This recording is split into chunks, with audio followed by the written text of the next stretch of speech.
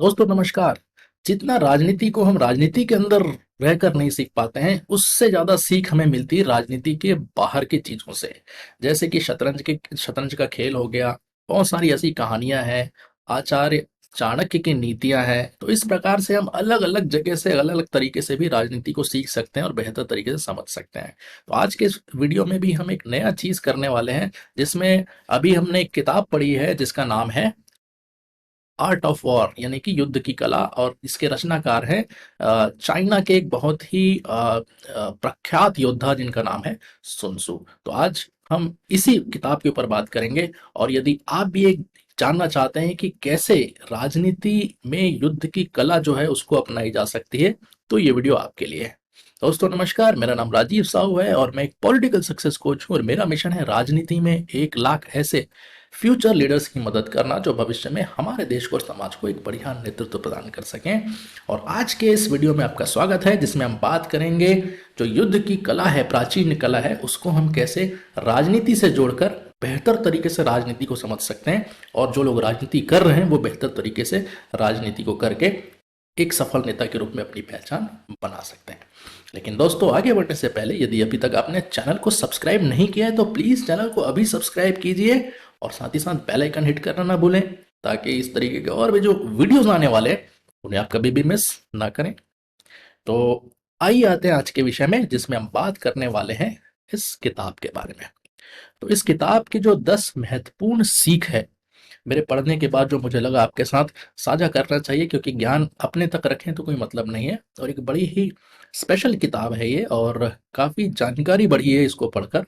तो मैं चाहता हूँ कि ये जो जानकारी है मैं आप तक भी पहुँचाऊँ, ताकि आप भी इसका कुछ फ़ायदा उठा सकें, इससे कुछ सीख सकें और अपने जीवन में भी इसे अप्लाई कर सकें, इस्तेमाल कर सकें, जिससे कि आप भी बेहतर तरीके से राजनीति कर सकें और राजनीति में सफलता प्राप्त कर सकें। तो आइए देखते हैं ऐसी 10 चीजें, ऐसी 10 सीख, ऐसे 10 लेसन जो हम इस किताब से सीख सकते हैं और उसे राजनीति में फॉलो कर सकते हैं। सबसे पहली सीख, आप स्वयं को और अपने शत्रु को अच्छे से जानो। जी हाँ, यदि आप स्वयं को और अपने शत्रु को जानते हैं तो आप सैकड़ों लड़ाइयों के परिणाम से आपको डरने की आवश्यकता नहीं है। आपको पता है कि क्या होने वाला है और किस तरीके से ये युद्ध होने वाला है।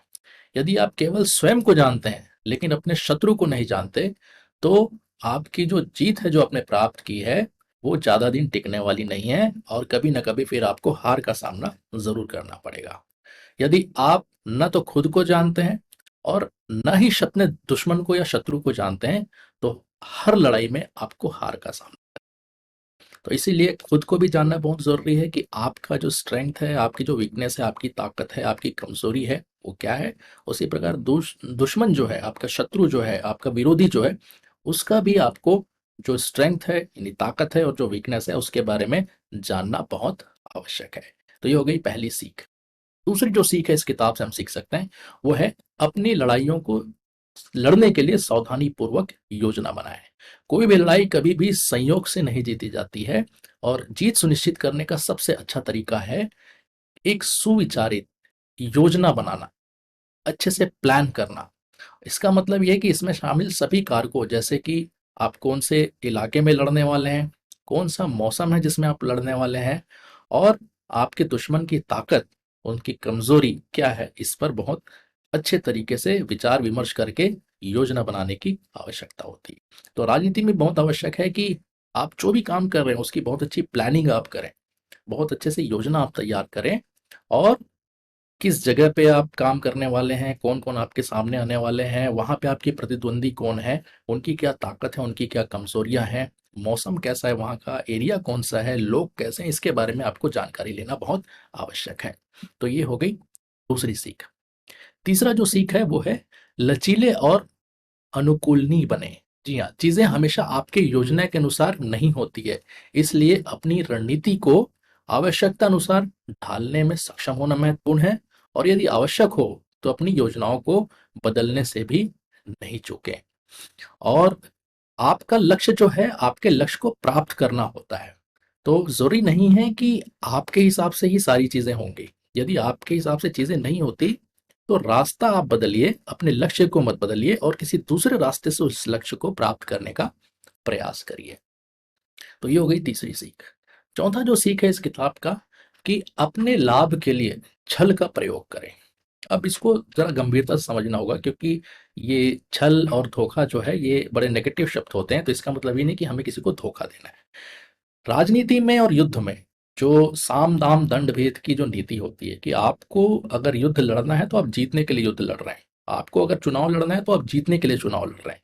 तो इस लड़ाई में आपको कभी कभी छल का भी उपयोग करना पड़ता है। इसका मतलब ये होता है, छल का मतलब कि आप जितने ताकतवर हैं उतने ताकतवर आप दिखे नहीं, आपके पास जो है उसके बारे में आप बताएं नहीं, आप जिस तरीके से काम करना चाहते हैं अपनी प्लान को उस तरीके से जाहिर नहीं करके दूसरे तरीके से आप एक ऐसी रूपरेखा बनाते हैं जिससे सामने वाला कंफ्यूज हो जाता है। तो इसी को बोलते हैं हम छल का उपयोग करना, कि कभी भी आपके बारे में या आपके प्लान के बारे में आपके विरोधियों को कभी भी पता नहीं चलना चाहिए। तो छल एक शक्तिशाली उपकरण है जिसका उपयोग दुश्मन को भ्रमित और हतोत्साहित करने के लिए किया जा सकता है। इसका उपयोग दुश्मन को जाल में फंसाने के लिए भी किया जा सकता है। तो ये युद्ध की प्राचीन नीति है, और इसको हमने अगर सही तरीके से समझ लिया तो हम इसका उपयोग जो है वो राजनीति में भी बहुत बेहतर तरीके से कर सकते हैं। जैसे कि मैंने बताया कि एक आपको ऐसे ऐसी ऐसी रचना तैयार करनी है, एक ऐसा चक्रव्यूह तैयार करना है जिसमें आपका दुश्मन आके फंस जाए, और उसे लगना चाहिए कि आप जो दिखा रहे हैं, आप जो बता रहे हैं वही सही है, लेकिन हकीकत में वैसा कुछ नहीं होता है।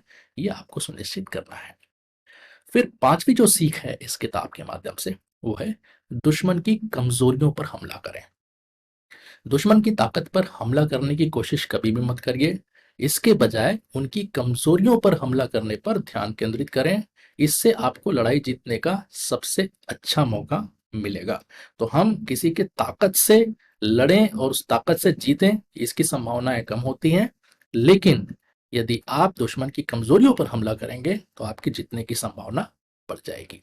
तो ये हो गई पांचवी सीख। छठवीं जो सीख है वो है अपने लाभ के लिए अपने पक्ष, यानी कि आपके जानकारी में जो चीजें हैं उसका उपयोग करें। मतलब जहां जहां आप गए हुए हैं, जो चीजें आपको मालूम है, ऐसी चीजें आप उपयोग करें। यदि आप ऐसी जगह पर लड़ रहे हैं जहां आप दुश्मन की तुलना में अधिक आरामदायक और परिचित हैं, तो आपको महत्वपूर्ण लाभ मिलेगा। अब फर्ज कीजिए कि आप किसी क्षेत्र से चुनाव लड़ना चाहते हैं, तो यदि आप वहाँ पे पैदा हुए हैं, आपने काम किया हुआ है, आपने वहाँ पढ़ाई की हुई है, लोग आपको जानते हैं, पहचानते हैं, आप हर एक जगह को जानते हैं, तो इसका जो बेनिफिट आपको ज़रूर मिलेगा। और सोचिए कि आपका कोई विरोधी है, वो कहीं बाहर से आकर वहाँ चुनाव लड़ रहा है, तो उसके लिए बहुत सारे नेगेटिव फैक्ट्स हैं, बहुत सारे उनके लिए ड्रॉबैक्स हैं वहाँ चुनाव लड़ने में, क्योंकि वो ठीक से वाकिफ नहीं है उस जगह से। तो हमेशा ऐसे जगह से आप चुनाव लड़िए, ऐसे जगह पे काम करिए, ऐसे जगह पे आप युद्ध लड़िए जहां से आप बहुत अच्छे तरीके से वाकिफ हैं। सातवां जो सीख है इस किताब का वो है कभी भी पीछे हटने से ना डरे। कभी कभी लड़ाई जीतने का सबसे अच्छा तरीका होता है पीछे हटना। यदि आप हार रहे हैं तो पीछे हटने से और फिर संगठित होने से ना डरें। पीछे हटने का मतलब ये नहीं कि आपने हार मान ली है या सरेंडर कर दिया है। पीछे का हटने का मतलब ये है कि आपका नुकसान होता हुआ देखकर आपने सूझबूझ से फैसला लिया है, और अभी आप अपने कदम पीछे ले रहे हैं, हारने के लिए नहीं, फिर से दोबारा तैयारी करने के लिए, अपनी कमियों को दूर करने के लिए, और फिर आप नई तैयारी के साथ वापस आइए और युद्ध में शामिल हो जाइए। आठवीं जो सीख है इस किताब की वो है अनुशासन। अनुशासन बहुत जरूरी है। एक अनुशासनहीन सेना की तुलना में एक अच्छी तरह से अनुशासित सेना के जीतने की अधिक संभावना होती है। सुनिश्चित करें कि आपके सैनिक अच्छे तरीके से प्रशिक्षित हैं और वे आपके आदेशों का पालन करते हैं। तो यहाँ पे बात आती है आपके डिसिप्लिन की और ट्रेनिंग की। तो जितने अच्छे से आपने अपने टीम को बनाया है, उसी तरीके से उन्हें डिसिप्लिन में रखने के लिए उनके लिए ट्रेनिंग आपको देना बहुत आवश्यक है, कि किस व्यक्ति का क्या काम है, क्या रोल है, किस तरीके से उसे करना है। तो जितना अनुशासन और जितना अच्छे से ट्रेंड आपकी टीम होगी, आपके चांसेस उतने ज़्यादा होंगे उस लड़ाई को जीतने के लिए। और किस तरीके से आप उन्हें ट्रेन करते हैं ये दिखाता है कि कैसे आपके वो आदेशों का पालन करेंगे। तो ये हो गई आठवीं सीख। नौवां जो सीख है इसमें उदाहरण देकर नेतृत्व करें, यानी लीड बाय एग्जाम्पल। सबसे अच्छे नेता वो होते हैं जो उदाहरण पेश करके नेतृत्व करते हैं। बजाय हम दूसरों को बोलें, हम पहले करके दिखाएं ताकि हमें देखकर दूसरे लोग अपने आप उस चीज को फॉलो करें और हम जो करवाना चाहते हैं वो अपने आप कर लें। यदि आप चाहते हैं कि आपके सैनिक डट कर लड़ें, तो आपको भी डट कर लड़ने के लिए हमेशा तैयार रहना होगा। तो ये हो गई 9वीं बात। 10वीं और आखिरी सीख जो इस किताब से मिलती है वो है शांति से विजय पाना। यानी कि किसी युद्ध को जीतने का सबसे अच्छा तरीका यह है कि सबसे पहले उसमें लड़ने से बचें। तो डायरेक्ट कन्फ्रंटेशन है, उसमें हमें बचना चाहिए। यदि आप कूटनीति या अन्य माध्यम से अपने लक्ष्य प्राप्त कर सकते हैं, तो आपको ऐसा करना चाहिए। तो ये एक बहुत अच्छी सीख है कि हम अपने दैनिक जीवन में भी, अपने काम में भी इस चीज़ को अप्लाई कर सकते हैं कि हमेशा हमें कन्फ्रंटेशन से बचना है, एक दूसरे के सामने आके युद्ध लड़ने से बचना है। कूटनीति के माध्यम से, शांति के माध्यम से यदि हम जीत प्राप्त कर सकते हैं, बातचीत के माध्यम से, नेगोशिएशंस के माध्यम से, तो ये सबसे बड़ी जीत होती है किसी भी लड़ाई में। तो साथियों, ये 10 जो सीख हमने अभी आपके साथ शेयर किया है, ये बहुत ही महत्वपूर्ण सीख है। यदि आप भी इसे फॉलो कर पाए राजनीति में, तो निश्चित रूप से आपको भी काफ़ी मदद मिलेगी और आने वाले समय में आपको एक अलग तरीके से राजनीति करने के लिए प्रेरणा मिल सकती है। और आप भी देखेंगे कि छोटी-छोटी जो सीख हैं, जो कई सदियों से चली आ रही हैं, ये कैसे आपकी मदद कर सकती है आपकी राजनीति में। तो दोस्तों, ये किताब और ये सीख आपको अच्छी लगी तो प्लीज़ इस वीडियो को लाइक करिए और ज़्यादा से ज़्यादा शेयर करिए, ताकि आप भी दूसरों की मदद कर सकें। और पॉलिटिकल ट्रेनिंग के लिए, सोशल मीडिया ब्रांडिंग के लिए या इलेक्शन मैनेजमेंट के लिए अगर आप मुझसे जुड़े रहना चाहते हैं, तो मेरे वीआईपी फेसबुक ग्रुप में आपका स्वागत है, जिसका लिंक भी इस वीडियो के साथ दिया जा रहा है। बहुत जल्द आपके सामने हमारा पॉलिटिकल ट्रेनिंग प्लेटफॉर्म लॉन्च होने वाला है, तो उसके लिए भी आप कनेक्टेड रहिए, चैनल को ज़रूर सब्सक्राइब कीजिए, क्योंकि सारे अनाउंसमेंट यहीं होने वाले हैं। तो हमसे जुड़े रहिए, बहुत जल्दी आपको उसके बारे में भी पता चल जाएगा।